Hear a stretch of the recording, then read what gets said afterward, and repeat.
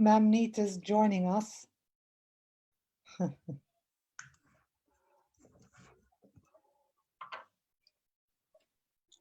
Hello. Great. We are both online in Zoom, Facebook, Instagram at the same time. Great. Yeah, you're gonna have to have one, I think, because it's there's some sort of interference. Yeah, great. Okay. Let me just see what we can do here. I'm just getting you on live on Facebook, so just give me a second. I just share there. I don't see you on Instagram yet. I'm there. I can see you, and I'm there at the bottom. I can see my face. Yeah, I don't see you in my own account. So it says you Okay, let me come off. Okay.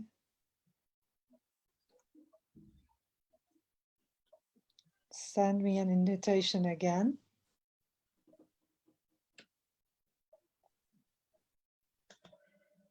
I was able to hear you. Yeah. Now I'm waiting for you.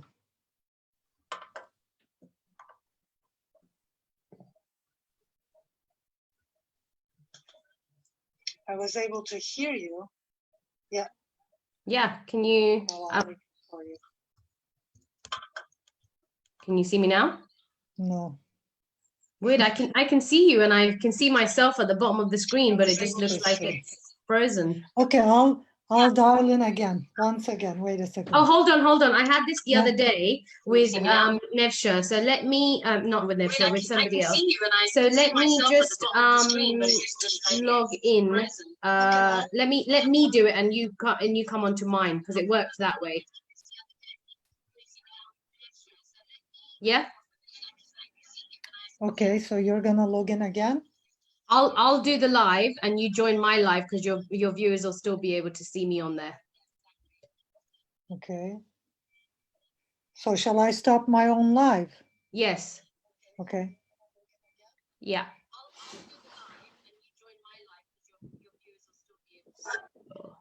Let me go live.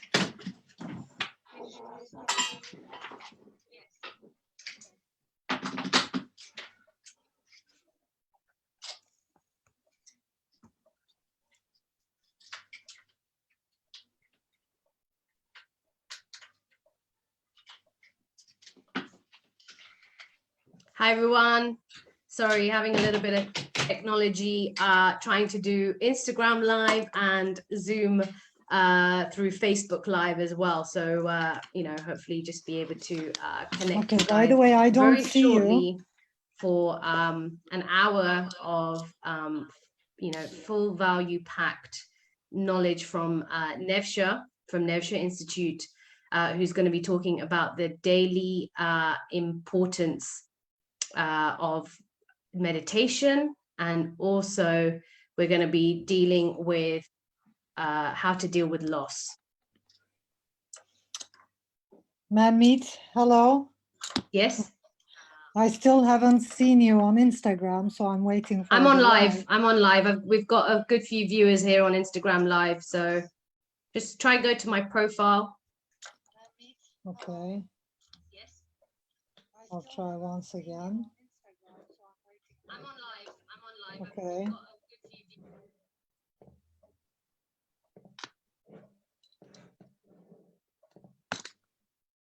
Yes, you're there now. You joined. Okay. So just request me. I did. There we go. Okay. Hopefully it should work this way around, Nevsah. Okay. I think we did it. Yay! Yeah! So that's it. We're trying to get all the technology working. I tell you, with the value we want to provide, I think it's important. But hey, we've done it. So we've done it. We've done it. Yes, great. So we've got quite a few people here on Instagram as well as Facebook. So just a quick introduction, guys, of why Nevsah and I have come together to do this live on both Instagram and Facebook. Today is World Transformation Day. World Transformation Day is a day that happens on the first Sunday of April every year, and this is the 3rd year it's happening. And so we wanted to give some value to everybody else that would love to have the value, so that we could help transform your lives on this day. It's a bit like, you know, Father's Day, Mother's Day, and the founders of World Transformation Day wanted to make it like a day like that goes down in history, where, you know, we know that every day you're kind of either making a difference or transforming something, but an official day, just like Mother's Day and Father's Day, doesn't mean you don't, you know, enjoy and love your mom and dad on another day. But this is just an official day. So Nevsah, how about you give yourself an introduction, and then we'll take it from there. Yeah, of course. Hello, everyone. I'm a human behavior expert specialized on breathing and thinking habits. I'm also an author, speaker, and a meditation teacher. And I have my own school. I founded my own school, Nevsah Institute, many years ago, 20 years ago. And we are dedicated to delivering the most effective self-mastery tools ever used on planet. And I have met Meet in one of Dr. John DeMartini's trainings, because I was interested in learning more about DeMartini method because of my expertise and because we have been gathering the most effective self-mastery tools. And I think DeMartini method is one of them. And I met her there. We have been specializing on breathing habits and thinking habits. And I actually have been leading a course since Tuesday. And today it's the end of our course. So I've been online training people, working there on their dysfunctional breathing and thinking habits. We are mostly concentrating on dysfunctional breathing habits, but dysfunctional breathing and thinking habits are aligned. So our work, what we have been doing for many years, is actually very much aligned with Meet has been doing different approaches, but I think we're up to the same thing, and that's brilliant. And I love what she does. I love her as an individual, as a human being. She's just brilliant. And yeah, and I'm in and ready for anything she does. I think the feeling is definitely mutual. And you know, when I sent out that both of you and I were going to be on live, the people that know us both, I had lovely messages back saying, wow, you know, two people that they love coming on together. And I said, yeah, I love her just as much. So it's great. So we're kind of, you know, oscillating between both Instagram and Facebook. So I'm really hoping that, you know, we're able to provide a value-packed hour here for people who are joining us. Thank you all for joining us. I see loads of different countries joining us on both Instagram and Facebook. We've got, you know, South Africa, Australia, and wow, I'm just pretty inspired to see so many individuals joining us. So thank you all. All right, so shall we dive in, Yes. Nevsah? Okay, so why don't you start, Meet, especially, you know, on the topic loss, because it's a huge topic nowadays. Yeah, I mean, there's people that have obviously, you know, there comes a point in our life where we are either going to have somebody that we lose through either like a loved one passing or someone leaving us. We're going to experience some form of loss, be that a relationship, and even sometimes, you know, money. And obviously right now with coronavirus, and people are, you know, experiencing some form of loss in terms of jobs and things like that too. So the DeMartini method loss process is something that I came across that, you know, I witnessed other individuals who had been dealing with years of loss and how they were able to overcome it. And I know you've experienced this as well, in a matter of hours. So, you know, I was very inspired to want to understand the methodology, just like the DeMartini method, that is also there to resolve any infatuations and resentments with people. And so this process has become something that has 100% success rate.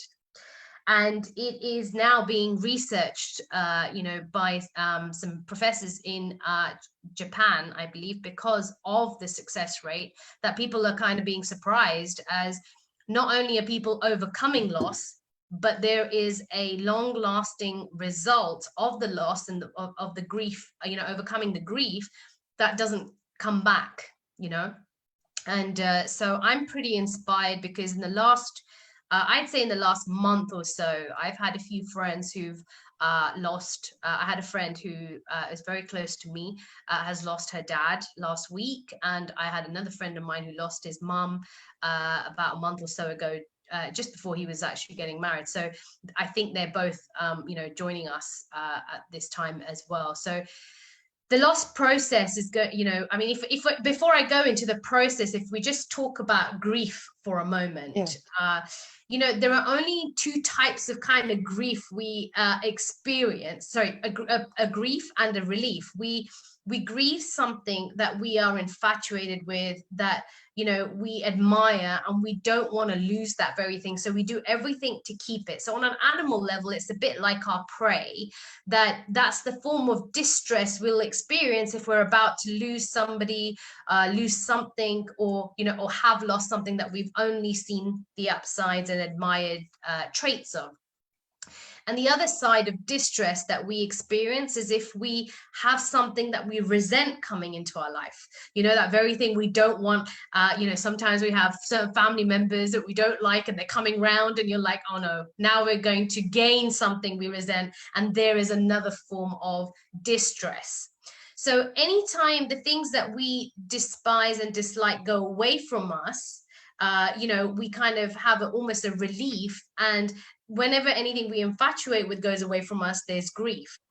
So we're having the equal and opposite balancing grief relief happening as well. And I think it's very important to understand that, I must have done this grief process, at least about 30, 40 times. And overall, the process has been used over 1,000 times. And we never find that when somebody is going through losing someone, that it's going to be the things that they don't like. I've never had somebody say, oh, I miss them leaving their, dirty socks out, or I miss them, kind of. So actually people they don't miss the individual, they miss the meaning they gave to the individual. Yeah, and the meaning they gave to parts of the individual. Yeah, part of the individual. Yeah, so absolutely. It's the meaning we miss, not our own perception we miss, but it's not the individual at all, actually. Yeah, it's because most people say, yeah, I mean, we never miss, like most people say, well, I just miss their presence. That 100% of the time, I never find it's their presence. It's parts of them. And the parts that we tend to miss are normally the things that we've only admired in them. Because like I said, I never have someone say, if I say you miss all of them, so what, do you miss them leaving the toilet seat up? Do you miss them arguing with you? Do you miss, all this? And they go, oh no, I don't miss that then. Right? So yes, absolutely. It's missing parts. And I love what you say about meaning, because we're all meaning making machines. So everything that we're perceiving, we have a meaning behind it. That's where we create all of that. So yeah. And I've been also noticing that the first thing that starts with that, especially with death, when we think about death, the meaning people give to death, of course, there's a whole misunderstanding of the universe and the universal laws at the back of it. Because once you start looking at the universe with real eyes, I sometimes say in my trainings, you see that it's all a perfect balanced system. And like Dr. Martinez says, nothing is missing.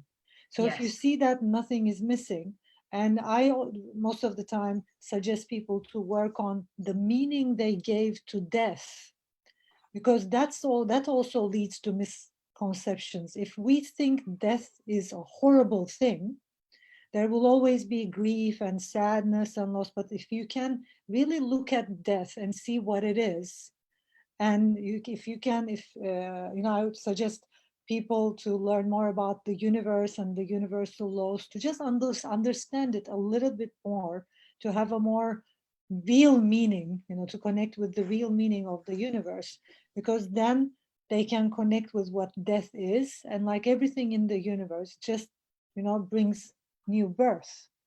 And I think to stay free from our meaning we gave to death, thinking about the benefits of our own death is one of the biggest steps.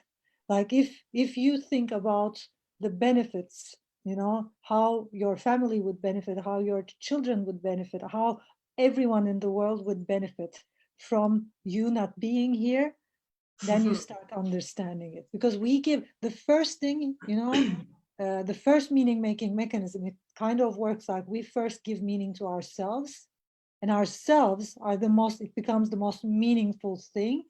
And if ourselves, our humanity loses its meaning, then we wouldn't have, I mean, if you already have looked at your own death and seen how the whole world would benefit from that, I don't think people would have a lot of grief and, all that stories around death. Yeah, I think that, I mean, it's so spot on that I think also, when we think about ourselves, you're saying, look at the benefits of death for ourselves. Well, as I said, this, when we talk about the fact that if we are fearing other people dying, or if we are now grieving, it's because we've been infatuated with parts of them. That is no different to ourselves. The only time we fear death is when we're infatuated with parts of ourselves. We kind of think, oh, these are the things I don't want to lose, so therefore I don't want to die. But actually, I think this is real important pieces to help us understand why do we even want to deal with death? Why do we even want to overcome any sort of grief? I think the important question that we got to ask really is, when you die, what do you want people behind you, left behind? What do you want them to do? How do you want them to be? Because no matter how many times I ask that question and ask it of myself and other individuals, I only get one answer. I want people to get on with their life. I want them to just carry on. And I think, as a honor to those individuals who've passed, if you're grieving, as an honor to those individuals who've passed in your life or left your life in any form, whether it be through a relationship or actually dying, as an honor to them, follow the process that I will go through a little bit later, because that is going to help you see that you can get on with your life, but you're never going to miss them, because you can never miss an individual you truly love. And when you start to see that, as you said, through the universal laws, the most important universal law is the law of transformation. As you said, nothing is missing, because at the level of the soul, nothing is missing, but at the level of the senses, we perceive things to be missing because we're judging. And the moment we get towards that point of seeing that nothing is missing, you will be so adaptable to change. Yeah. You go from that distress that I was saying about, either you're gaining something you don't want, or you're losing something you don't want to lose. That's distress. But the moment you see transformation, you go back into doing eustress, because you just keep focused. And the people who have gone, they just want you to get on with their own life and live an inspired and fulfilled life. Exactly. Yeah, and because you said the level of soul, I would like to emphasize there a little Yes. bit about the importance of meditation, Yes. and like you use the word soul, and with the level of senses. In my courses, I explain it as the human and being. So we Lovely. have this human side, which is born, dies, have five senses. And in the world of humans, we have emotions, and we have, thoughts, and the brain and everything. It's all about the action. But the being, which we connect with, so we connect with the soul level. The question for me has been, how do we connect with that soul level? Because right now we all know, most of us know, that connecting with that soul level, connecting with the level which is beyond our senses, and I like calling it the being, the I am presence, Yeah. is that balanced, integrated state of being. And I've been asking my question for years now, for over 25 years. How do we connect with the level of soul and our being? And I have been finding out with all the spiritual practices, I've been researching on, I've been finding out that to connect more with our being, we need surrendering. We need that effortlessness. Because when you look at our humanity, like when you look at how we get lost in our senses, it's all about being in action. And it's beautiful. So being in action is perfect. And, setting goals and setting a goal, living a goal area oriented life is the solution for humankind, because if you're not living your life goal oriented, you get lost. So for Yes. humans, having goals, living a goal area oriented life, that's perfect.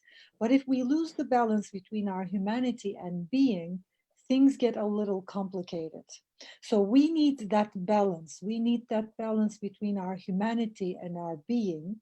And that balance, how to have that balance is spending time, not as much time as we spend in effort or doing something or in action, but spending some time just you know sitting by ourselves and in an effortless state, just connecting with our being. So when we ask the question, how do we connect with our being, the answer is just stop and sit with yourself, 10 to 15 minutes in the morning, 10 to 15 minutes in the afternoon, and then you can connect with that soul.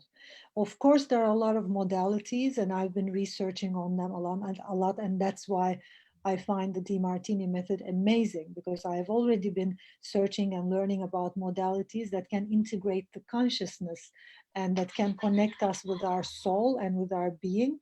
And when you look at it on a deeper level, the way we can connect with our being is through meditation. I mean, that's like one of the most powerful modalities. It's kind of like if you Yeah. want to connect with the being, you have to let go of the effort and just sit with Can I ask a yourself. question, Yeah, Nevsha, when it comes to, when we say you got to just be with yourself, and of course, when you take that moment, sometimes you can take that moment and just sit with you. What do you advise clients and friends and anybody that's watching, that when you sit with that and all these thoughts are coming in your mind, like, oh my God, I haven't done this, or this individual's doing this, or obviously these are thoughts that are taking you away from being present. What do you advise yeah, individuals on how do you overcome that kind of inner yeah, turmoil of I'm yeah. trying to be present and I Yeah. can't. Well, first of all, understanding what meditation is, I think, is very much important, because meditation is not a practice where you stay in presence the whole time. And like Dr. DiMartini also says, it's almost impossible to stay in presence the whole time because we have this humanity going on. So how it feels for me is like, to meditate and to connect with our being, to get free from our humanity, because the human uh, is in action. The human self, the five senses, it's obviously in action and wants to stay in action. It's kind of like we need tools to keep the human busy. So in Mm, meditation, I teach being meditation modalities, and I usually do meditations with mantras and like right. transcendental meditation and being meditation modalities. And when you look at Vedic classic meditation, it starts with mantras. And mantra, it kind of feels like if you look at the human self and call it, like a wolf, it's kind of like a wolf, and the brain is like a wolf. You give this piece of meat to the wolf, the mantra, to keep it busy so that it concentrates on the mantra and you keep the brain busy with something while you go beyond the thinking and you connect with your being. I love that. So, I yeah, love it. so how the mantra works is you just give that meat, to your brain, and you keep on, repeating the mantra over and over again without controlling it, without creating that stiffness, tension of I have to keep remembering the mantra over and over again, but more like lightly and effortlessly, just let it pulse at the back of your mind while you Yeah. can connect with your being. So And what's one one of the thing, mantras yeah, that you would give? yeah, I'll come to that in a moment. Yeah. One of the most important things about meditation, I think that's a misconception about meditation, is that meditation is not about stopping the mind. You try to stop the mind. It's kind of like the more you try to be present, the worse it gets, the more you can't be present. Yes. So it's kind of like the more you try to stop the mind, the more you can't. Yeah. So letting go of your needs, meditation, I think understanding meditation is the first thing we need. So meditation is about effortlessness, which Love it. means, Effortlessness. effortlessness, which means not trying to force any kind of experience that's not naturally happening. And that's being. So when you don't force any specific experience that's not naturally happening, you start connecting with your being.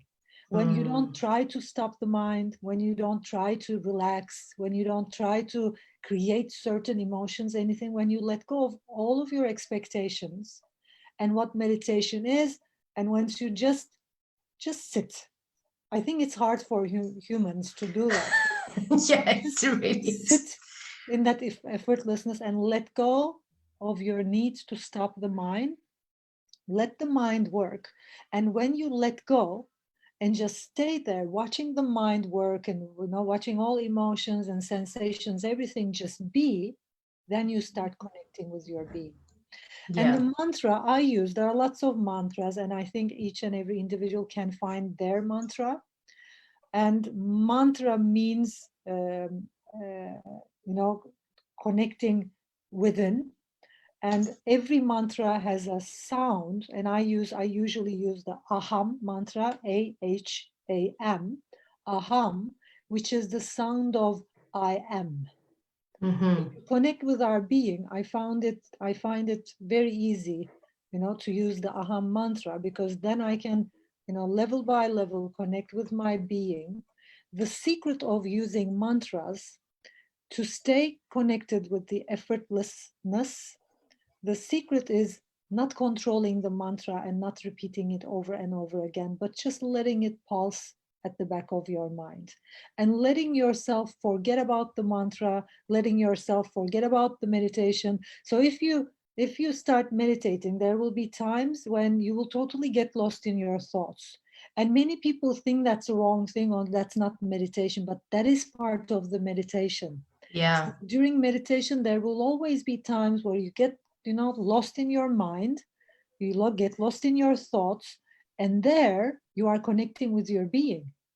And, understanding that, you know, uh, getting lost in your thinking and getting lost in your thoughts is a very important part of the meditation, because you can't get lost in your thoughts by controlling. So getting lost and forgetting about your meditation, forgetting about the presence and everything happens inside of our being. So that forgetting the mantra, forgetting to be present, forgetting that you are even meditating, is the level of being, actually. That's So the moment beautiful. you get lost in your thoughts, understand that you are connecting with your being in a deeper level, and you can get back to the mantra whenever you see that.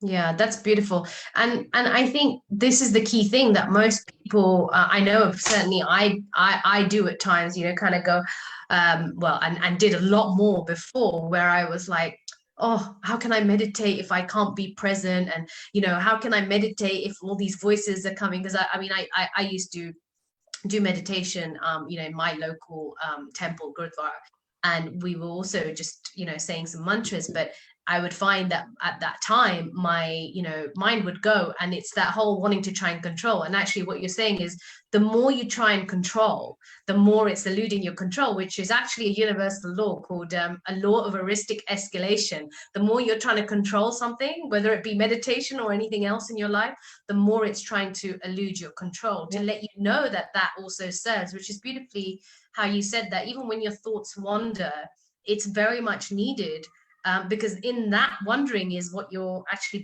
being present. And Yeah. I think that really, I know for me, like I've just almost felt like this, okay. So it isn't about like, oh my God, I should just be completely, neutral and things like that. And, you know, in terms of meditation, there are different types of meditation and also different times. So could you say a little bit about, because I know the you and I connect with the fact that meditation isn't a escapism type of route.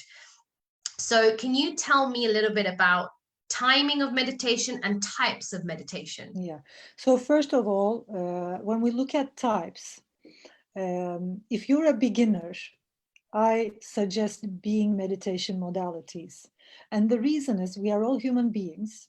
And because we live in the 21st century and we have been very much goal oriented and in action, we got lost, in our humanity. And not many of us are connected with our being.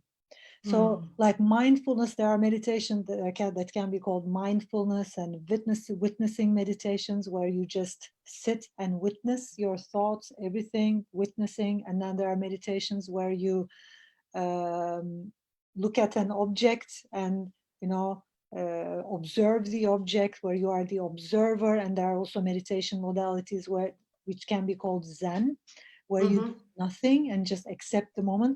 So all of the meditation modalities, if you're a beginner, I always, tell people in my courses, I try to always tell people in my courses, because I think that's very important to understand. If you are not yet experiencing the being, Mm-hmm. if you don't know what being is, if the being is not there, like if you start mindfulness meditations or observing, or who's going to observe what? Mm. Because when you look at human and being, the more we connect with our being, the deeper and the more it expands, then what happens is the observer is there. So once the observer is there, you can observe the humanity. So once the being is there, once I'm connecting with that level of soul, that neutral place of being, then I can look at my humanity and I can watch and observe, like Nevsah's thoughts and emotions and everything. But if the being is not there, who's going to observe who? And that's why people are finding it hard to start with mindfulness meditations. And I haven't yet, in my own experience, maybe it's me, but in my own experience, I haven't yet anyone who started meditation with Zen meditation modalities and mindfulness meditation modalities, and who could keep on meditating daily in the morning and in the evening in a strict way. Like I've been meditating morning and evening for years, for over 15 years now, in a disciplined way. I've been meditating for 20 years, and that's because I have been connecting with the being. So if you start with being meditation modalities, if you learn the being method first, and if you start expanding and deepening that being, then you can practice any meditation modality. But Love if the it. being is not there, there's no meditation, and people are Mm. finding it hard to meditate. And everything you said about getting lost in your thoughts and this and that, like if I asked you the first time you started working with Martini method, you know, and now that you are more connected with your soul and with that aligned state of being, uh, which state would be easier to meditate? Which state of being can meditate easily? Oh, definitely. A state Like of right balance now, yeah. in So the right in now, you probably are finding it easier to meditate because you already yes. are connected with your being. So that's Yeah. what I'm talking about. And there are a lot of meditations, and any practice that expands consciousness can be meditation. So working Mm. on our consciousness, anything that connects with our being can be called meditation. And you've actually been meditating for some In a time, different form, yeah, yes. in a different form. And because you connect with your being now, you can go on with different meditation modalities. And I'm going to share something about my past, because I made a mistake on about meditation. And because I don't want people to, it's not a mistake. There are no mistakes. When I look back right now with my conscious level of consciousness right now, I see that I learned a lot. And now I have this example. But those times it was tough. So I was doing yoga. I was a yoga teacher many years ago, and I was doing yoga and a little bit of meditation in my yoga practice, Yeah. 5 to 10 minutes. And with that, I thought I'm able to meditate, and I joined a Vipassana course, Yes. which is a minimum of 7 days. So mine was 10 days. A silent retreat where there's no phone, there's no phones, computer, reading, Yeah, I've nothing. heard a lot about that. Yeah. Yeah, you just sit with yourself, and it's Yeah. more zen. So for an individual who was on the human side in action, this power woman who was in action the whole time, to stop for 10 minutes, do nothing, it's like it gets crazy because you get face to face with yourself. And I was like, I had fever and I was crying the whole time. I mean, I literally felt like I was about to die because of those whole emotional bursts. It was like, it was Wow. because once you stop, it's kind of like there's this whole detox, especially emotional detox. So I don't Yeah. suggest anyone to jump to Zen meditations or jump to mindfulness, starting from being meditation modalities and then expanding in that being. Once the five functions of the mind get balanced, you start experiencing different meditation modalities anyway. So for me, Mm. being meditation modality is kind of like the core of meditation, classic Vedic meditation. And there, the other modalities were born anyway, and That's you beautiful. start experiencing other modalities just by yourself when you're in the being meditation. And so the second question, and this, I think that's very important because nowadays in the 21st century, because of this whole you know thing about let's be positive, let's be calm, let's be relaxed the whole time, and it's impossible for humans to just be Yes. relaxed. People are doing meditation to relax and calm down and this and that. And what happens is, if you're doing meditation to relax, first of all, that's not meditation. That's a relaxation modality, and that's not truly meditation. Meditation is all about um, expanding your capacity to be with yourself and face whatever you're experiencing.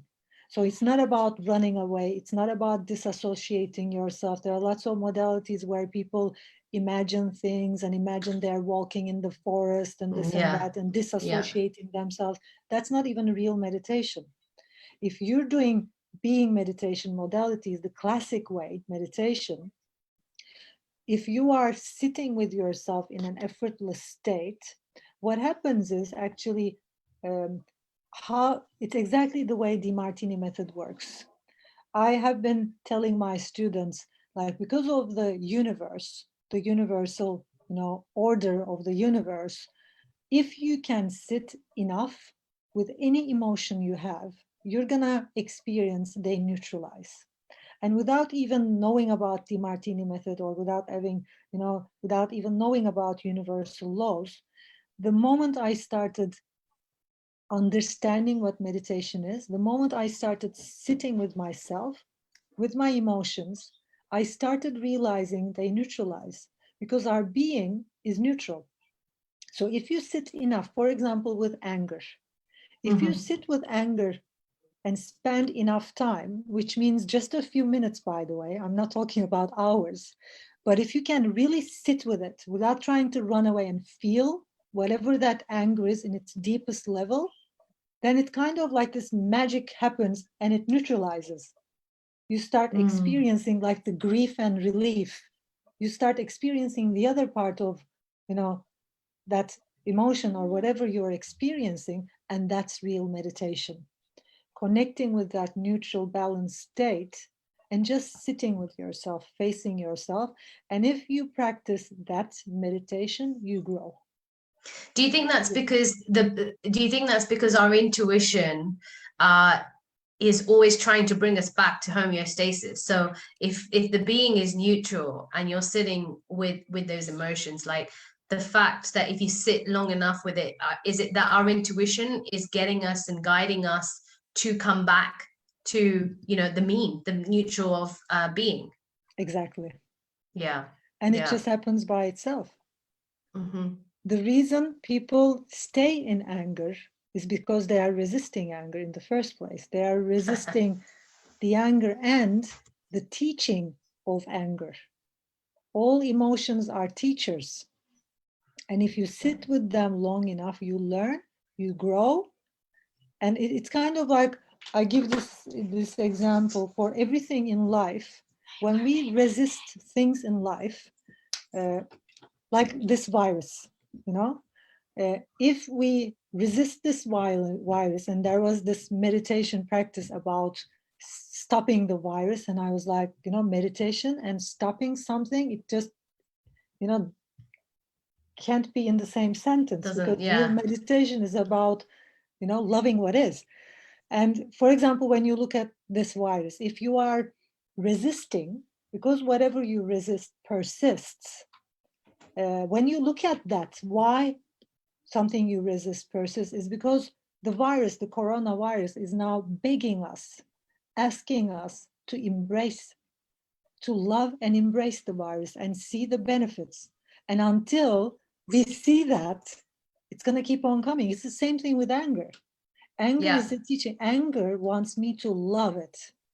Anger wants me to embrace it. And anger wants me to say, hey, anger, I'm okay with you. You know, Yeah. let's talk. Well, Let's just chat. yeah. Now, Well, what are you trying to tell me? absolutely, it's that, what are you trying to tell me? It's all emotions being the feedback, and not, you see, when we're trying to get rid of half of ourselves, which is that anger, and trying to be calm, and we don't want to be mean to people, we only want to be nice. It's like when we're trying to get rid of half of ourselves, we're not actually loving all of ourselves, and the other parts of those, the things that we're trying to get rid of, are trying to show us that everything serves. And I love the saying, when what I learned with Dr. Martini was that if something didn't serve, it would be extinct. Yeah. And so if we look at even the virus and everything, it's like, all right, well, there's clearly a service on a global level, but also on an individual level. I mean, I was doing a few, you and I did a podcast, an interview the other day, and, we were saying the fact that when we try and see that something isn't serving, and then we trying to get rid of it, but we kind of see, okay, now I see it serves globally, we're still in what it is for us. I say we all operate on one radio station, and it's called WIIFM, which is what's in it for me. Yeah. And people want to know, okay, well, it might be serving, the global economy in terms of China, and yes, this is happening, and all the, you can see the dolphins. What about me? And I think people are, if clearly that is something to address as well. And like you said, once we start to see how that serves us, how it benefits us, that true gratitude of, actually, there's nothing here to change, is Yeah. very interesting. And I do see that when I get to that state, in some sort of judgment I have, when I don't have a desire to change something, I find that being the perfect time to do meditation as well, because in that is when I'm really aligned with the soul, being in that being. And actually in that meditation, that's where I'm able to sit with true gratitude and being able to connect, and from that space, create and manifest, which I'm doing a lot more of nowadays. And I love, your meditations that are happening every day as well now. So Yeah. they're pretty cool too. 8 o'clock every day Yeah, on 8 your o'clock every Instagram. day on YouTube. No, YouTube. Oh, on your YouTube. Yeah, Yeah, I'll yeah. probably start doing it live on Instagram as well. YouTube and Instagram are at the same time, Yeah, it's been basically pretty on pretty neat. YouTube. And it's just taking 20, 25 minutes of your morning. And we talk a little bit about what meditation is. I give some tips, and then we start meditating. Yeah. Having that group of people, I've been there myself. Having a group of people who are doing meditation every day, that's a huge support. Yeah, yeah. Yeah. And all of And this comes from the coronavirus. Like, a lot yeah, of these things we're doing, we wouldn't have done if it wasn't there. We'd be carrying on, in our normal life. So and definitely, exactly. like, the meditation side of things, people say, well, as I was saying earlier, like, that it's not about using it for escapism. It's about how do we actually, deal with what's going on. So Yeah, and well, understanding that so all those disassociation modalities are not classic meditation. They're just, these ideas about meditation. And if you yeah. have this idea about meditation that it's going to calm you down and relax, because you can't relax every time you're meditating, you will have all kinds of different emotions. You're going to say, I'm not able to meditate. But if you understand that it's all about sitting with yourself, and some days it's going to feel crazy, some days you're going to get lost in your mind, some days you're going to be angry, upset, tired, and you'll just sit with it. That's Mm.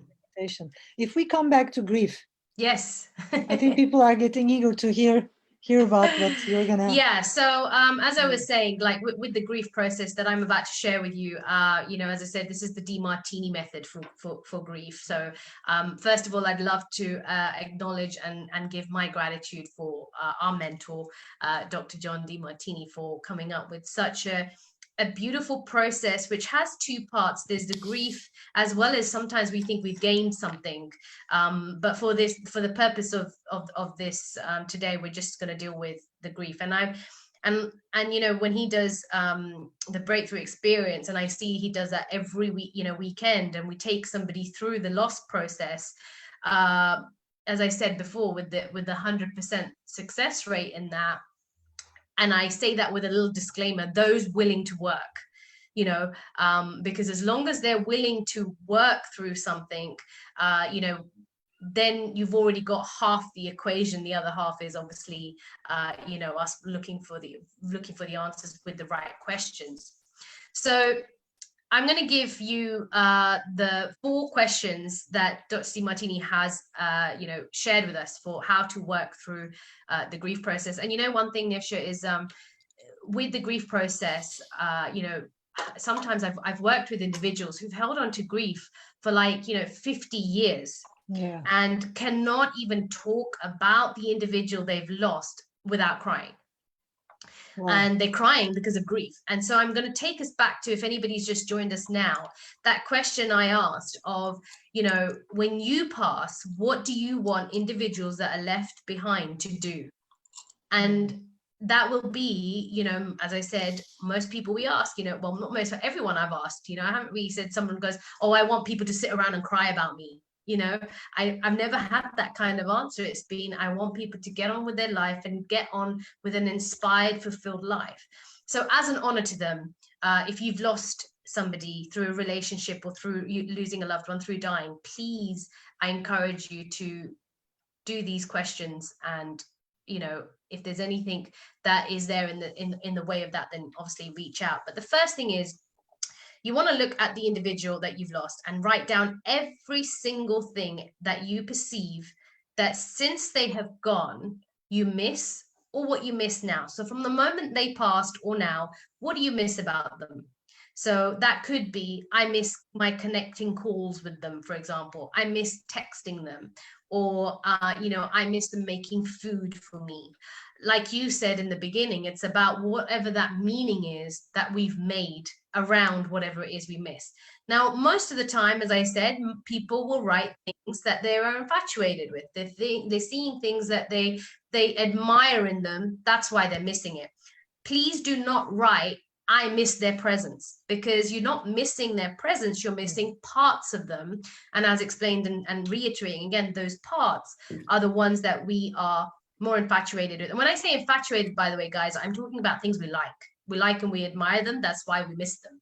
You wouldn't miss something if you think it was a something you didn't like, for example. Sorry, I'm just getting a call there, and just reject that.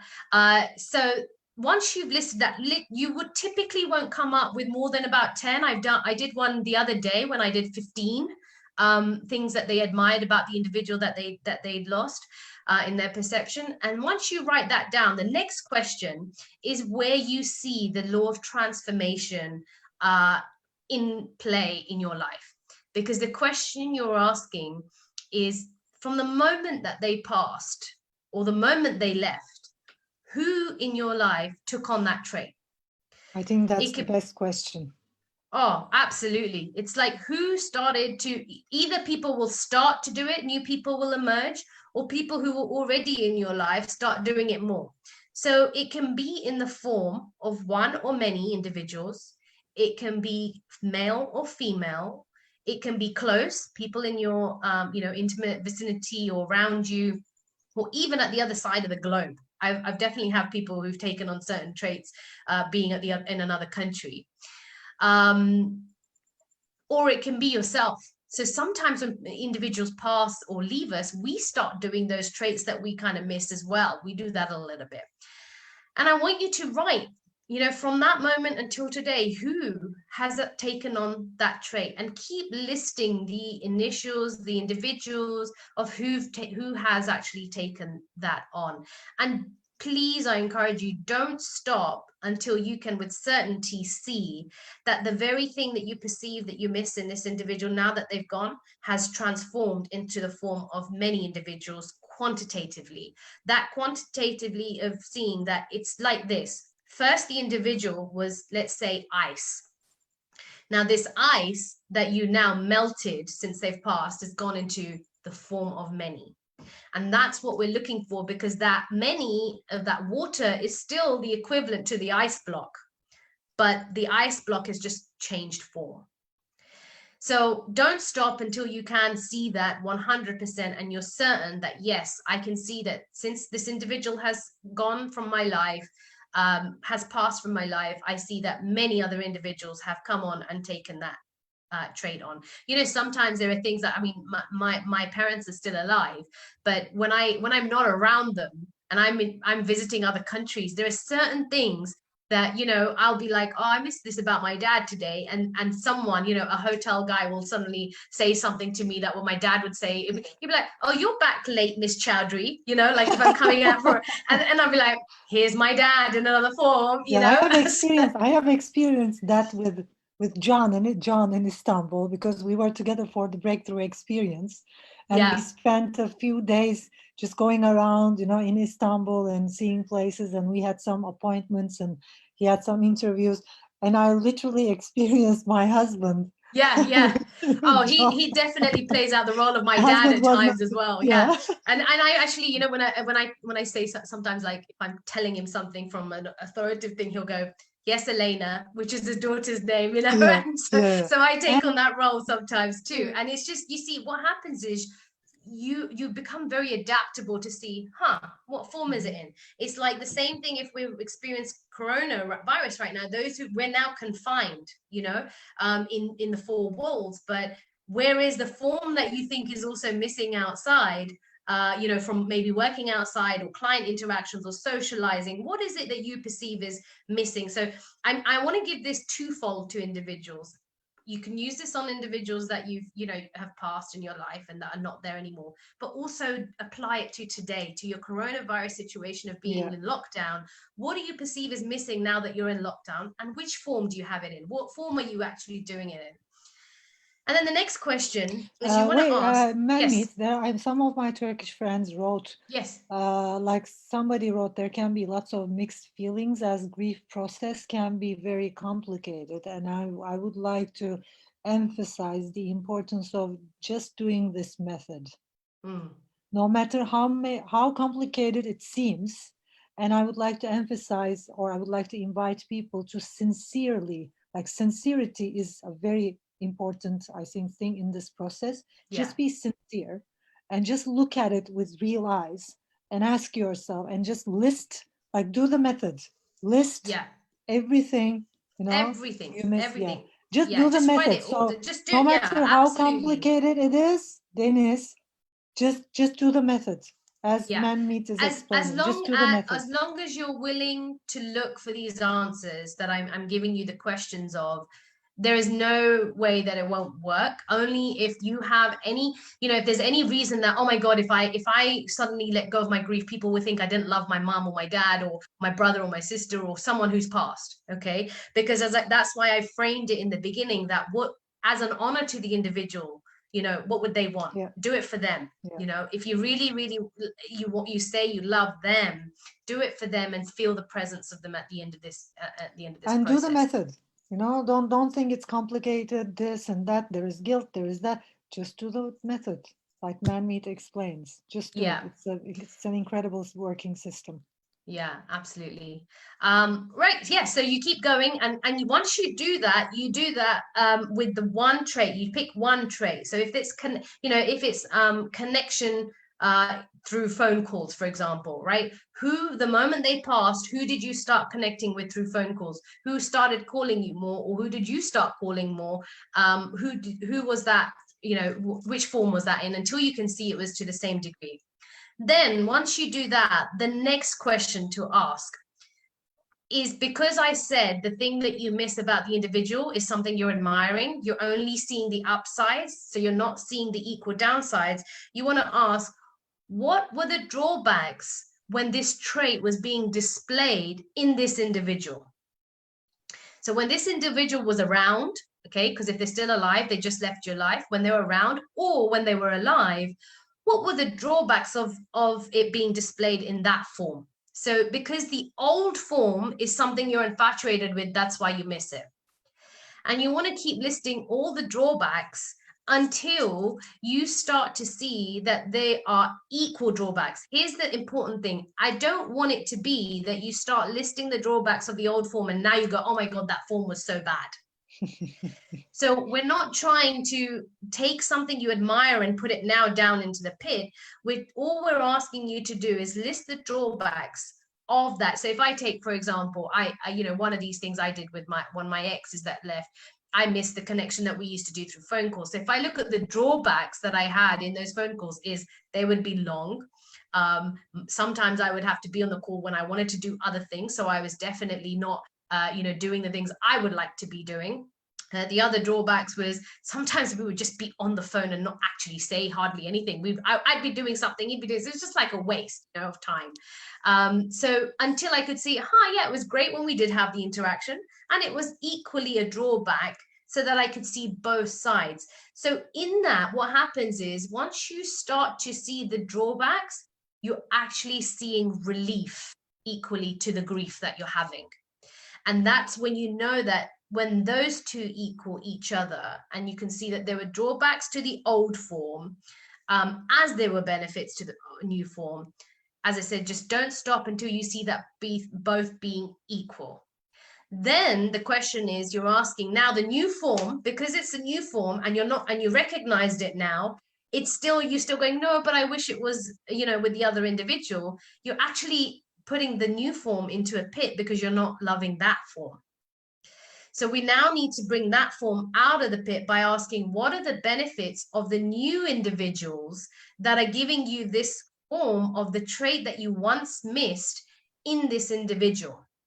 Okay, so when we take a look at that, when we start asking, what are the benefits of the new form? Well, because I have it in many, I'm having different type of conversations. I'm having different expertise. People are advising me on different certain things that are allowing me to have more information to do my business, or more intellectual conversations with other individuals in different areas. So I'm getting an array of knowledge rather than it being, for example, confined in one. I'm giving one example that I specifically did for myself. And when we see that, and we start to see that the new form also has just as many benefits as it does drawbacks, because we thought it was a drawback, that's why we're not, seeing it to be beneficial. We want to see both and keep going simultaneously between the two, the drawbacks of the old form, the benefits of the new form. The drawbacks of the old form, what did I have there that was a drawback? What do I have now that's the benefit?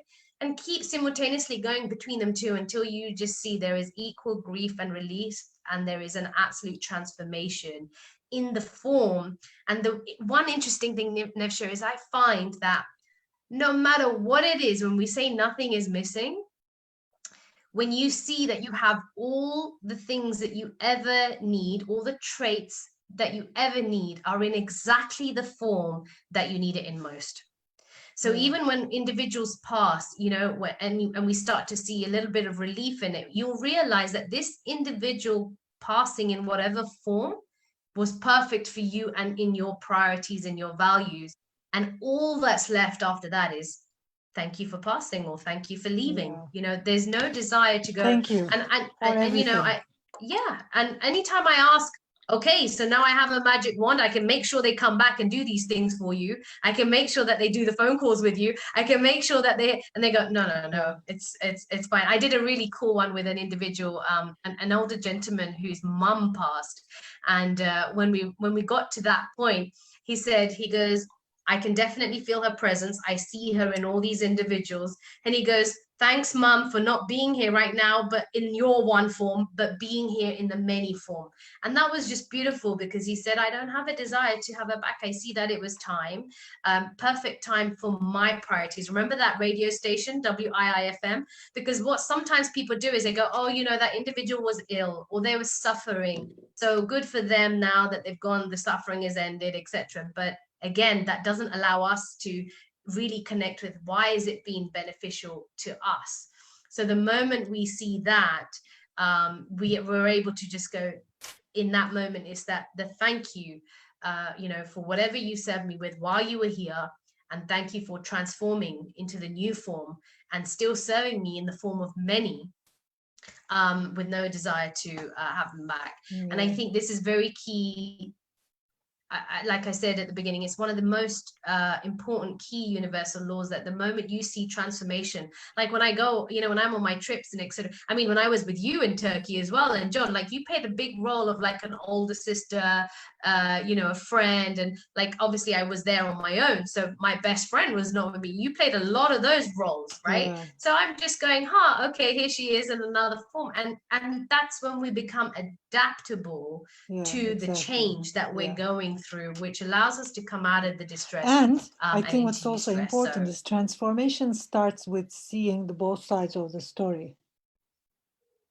Like a transformed consciousness or an awakened, more awake consciousness, like John says, a master sees everything equal. And a more awake consciousness can see the drawbacks and the negatives and positive, the drawbacks and the benefits at the same time, because there is no good, there is no bad in the universe. And yes, neutral, yeah. Yes, like in my own journey with meditation, with classic Vedic meditation, I have come to a place of being where I could see that there's no wrong, there's no right, there's nothing good, nothing bad. And people now have very powerful tools like the Martini method. They don't need to be meditating for 20 years, but with that modality they can get back to that state of being and understanding that waking up is waking up to the magnificence of the universe. It's The just order, yeah, perfect. it's There's perfect. nothing Absolutely. to A lot of people change. say, oh, I gotta wait till no, here's the one that they say, I'm not perfect, but I'm okay with that. And this is the key thing that I love the DeMartini method. I mean, it's because kind of like understanding this is huge. Yeah, and understanding that actually just the way you are is perfect. It's not imperfections. It's not imperfect. This perfect, everything's perfect and in order with no desire to change it. The way it It's is. really what brings it. Yeah. So Yeah, and I that's hope a that's been level. of value to everybody that's obviously, been listening. But yeah, I think, as you said, I think that the key thing here is, a master lives in a world of transformation, as Dr. DeMartini says, but the masses live in a world of loss and gain. So the decision is yours, whether you want to be a master or the masses. So I think we're running out on Instagram. We'll come back on again. Okay. Because I think it's sorry guys, just logging into I think Instagram gives you like an hour, I think. So we have just been on an hour. Gosh, the time is definitely gone very quickly, I think. Yeah. I'm gonna go back to my. Just give me a second while I bring Nevsah on to the Instagram again. Guys, just logging into see if I can hear you. There you are, Nevsah. I'm just gonna add you back into the Instagram. So just waiting for you. Great. Thank you very much, man. Hasn't time just like this is the thing, when we're living by our highest priorities, time is not something that we take a look at so quickly, but it just passes when we're having fun, I guess. So when people say there is no time, it's kind of like, there is no time. There was time is just an illusion. Yeah. Can I ask you to do one thing as with a way that we can end this lovely World Transformation Day contribution that we both have done? Can you take us through like maybe a 2-3 minute meditation? Of course. And I'd really love for all of us just to really connect with you to do that. That would be. Okay, so like I said, I teach being meditation modalities, and before I start, because of my own expertise and my own journey as a meditator for many years, doing meditation from an app or reading a book, even though I have a meditation book I wrote, is not it doesn't work. It's not functional, because meditation, understand, the first thing is meditation, with meditation practice, the results you get is only by daily meditating. So if you meditate once a week, twice a week, once 15 days, you're not going to get the same results, because with meditation, with effortlessness, what happens is the frontal cortex of the brain starts working. That's the executive mind, where we connect with executive mind. John speaks a lot about executive mind. So the executive mind is here. So the exact place, which people call the third eye, we connect with our being, is here through the consciousness. And when we are in effort and when we are in action, when we are connected with our humanity, we use the other cortexes, the other parts of the brain. So to connect with the executive mind, to get free of the animal mind, we need that effortlessness, and we need it in a disciplined way. So only when, and there are lots of scientific experiments and researches on that. I'm not going to go into detail, but the researches show that only when we meditate in the morning and in the afternoon every day, then we start getting results. Then what happens is you trigger the third eye, you trigger the frontal cortex of the brain, morning and evening, and things start changing. You start seeing, you start looking at life with real eyes, with a more balanced perspective. You know, you live a more soulful life. And I would invite everybody who is watching this to take at least a 3-day meditation course to understand what meditation is. Because the reason people can't meditate daily in a disciplined way is because they didn't understand meditation. If you really understood what meditation is, if you got the whole training, learn about 5 functions of the mind, how the mind works, and how, you know, what meditation really is, it's very easy to, you know, keep on meditating. And I'm going to very shortly, before I lead you into meditation, a little bit talk about our project, which is called the Silence Revolution. I would like to emphasize the importance of real meditation. Like, I have been waiting. Even though I took my meditation teacher's trainings, I didn't start meditation, teaching meditation, for more than 15 years.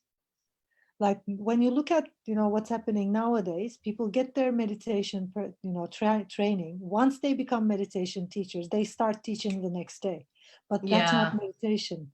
You know, to be able to teach meditation, it's kind of like you feel it, you start feeling. And only when, and that's what I also teach, only when a teacher can commit the rest of her life to her community, then she starts teaching. So that was Yeah. what happened with me. So I started teaching meditation once I uh, formed the Silence Revolution Meditation Club. And the way I teach is I teach meditation, and then I lead people into meditation practice, and I dedicate my life to their meditation practice for the rest of my life. And Yeah, so I think that's, that's very yeah, important when you, it's a bit like if I just wanted to say, it's like I say also, put your own oxygen mask on before you can also put somebody yeah. else's on. You clearly have lived it and, you know, done it for yourself to And now be able with to teach it. meditation, it's very important. It's kind of like there comes a time when you can't support people in their meditation practice if you haven't, you know, done that yourself, if you've been through that. And meditation, if people want to, you know, daily meditate, it's not to say that, you know, come on, you know, we are the only groups, but there are lots of meditation clubs and communities. Join a community, because that's the way Mm. to start daily meditating. Yeah. So, having said that, being meditation modalities, like I said, it's all about effortlessness. And effortlessness means not to force any experience that's not naturally happening. And think about this when you are meditating, not forcing any experience that's not happening, naturally happening. That means allowing everything that's naturally happening and just being with Mm. that. So I'm going to invite everyone to allow what's naturally happening and stay with it for a few moments. And we can practice with the aham mantra. or Yes. you can just watch your breathing and connect with your being. So how to use the Aham mantra? Once we create the environment for the mind to relax, it starts relaxing down and the body also relaxes, and Aham mantra helps the mind to calm down. And how to use the Aham mantra is not trying to control it and thinking it over and over again, but rather like letting it pulse at the back of your mind. So during this meditation, let the mantra Aham, Aham pulse at the back of your mind, and you will be forgetting the mantra, which is okay. I'm inviting you to forget the mantra, and you will be, you know, thinking about other stuff. You will forget that you're meditating. You will forget that you are using a mantra, and that's okay. That's Okay. a very important part of this practice. And when you see that you are thinking, come back to the mantra and then keep on meditating. Okay. Great. Now let's close our eyes, and to connect with ourselves, let's take a deep breath from our nose to the diaphragm and then move it up to your chest. Hold and let go. And now once again, take a deep breath to the diaphragm, move it to your chest, hold and let it go. And one last time.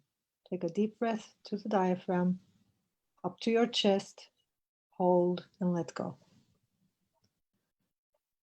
Now let the breathing just happen by itself in a natural rhythm. And start thinking the mantra Aham. Sit in a comfortable position where you can relax your back, lower and upper back. Make sure you don't have your head leaning against anything. You don't have to be very straight. Just relax, sit with however you're sitting, and start repeating the mantra Aham. Let it pulse at the back of your mind without controlling it, remembering effortlessness, not forcing any experience that's not naturally happening. And very softly and faintly, start thinking about the mantra, let it sink. And whenever you see yourself thinking and you forgot the mantra, come back to the mantra very softly and faintly again. We're going to meditate for 5 minutes, and I'm going to let you know when the time is up.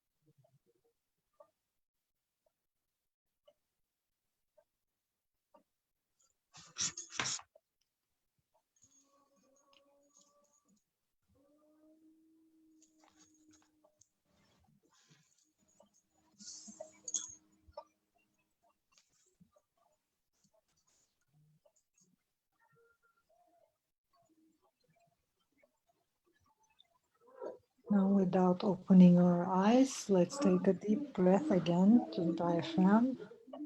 Move it to your chest. Hold and let go. Now start moving your hands, feet, arms, if you need to stretch a little, and come back to your body and here. And when you're ready, you can open your eyes.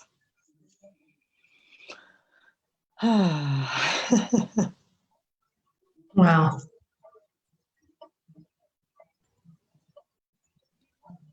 And you can practice this meditation in the morning, 15 to 20 minutes if you like.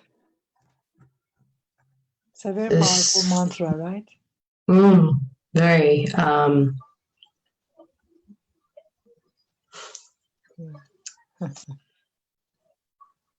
I'm just very grateful for you, Nevsah. And, you know, the thing that came to mind was I knew this a little bit. And obviously, this meditation, by the way, for everybody, was unplanned. I just had a calling to ask you to do it, just as we were in the moment. And this time last year on World Transformation Day, I was in Miami and I was with a very good friend of mine, Antonio Bruno. And very interestingly, he led us through a meditation last year on World Transformation Day while I talked about things to do with the DiMartini method as well. And we had planned to do this individually until you reached out and you said, hey, why don't we just do it together? And, you know, I just connected the piece that that whole thing that we've been talking about, nothing is missing, it's just transformed into another form. Nothing And is missing. so it's beautiful for you to lead us through that and it just be there in another form as well. So thank you so much. Thank you too. Thank you for sharing it with everybody, and I think that's thank you great. for sharing everything as well.